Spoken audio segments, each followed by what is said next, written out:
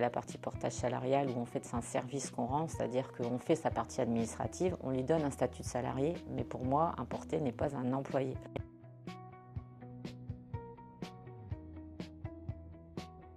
En tant que directrice des opérations chez EOR, ma mission en tant que telle, c'est vraiment de développer EOR, donc d'accompagner Alexandre sur cette partie-là. C'est assez varié comme poste et comme mission. Il y a forcément toute la partie accompagnement des portés, donc la partie administrative qui est, on va dire, le cœur même du portage salarial, mais pas que. Il y a tout ce qu'on veut y mettre autour chez EOR, donc il y a tout ce qui est partie événements.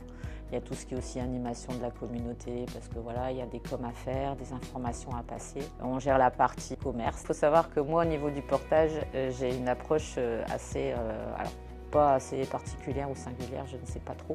Mais moi, je considère un porté comme un client. Il y a la partie portage salarial où en fait c'est un service qu'on rend, c'est-à-dire qu'on fait sa partie administrative, on lui donne un statut de salarié, mais pour moi, un porté n'est pas un employé. Et donc du coup, il y a cette partie-là où en fait c'est un client, donc il faut quelque part satisfaire le client, donc avoir toujours bien une bonne connaissance de ses besoins, de comment on y répond. Donc il y a toute cette partie-là aussi, cette dimension-là qui me tient à cœur de mettre en place chez EOR et donc en fait, je fais un petit peu toute cette partie-là.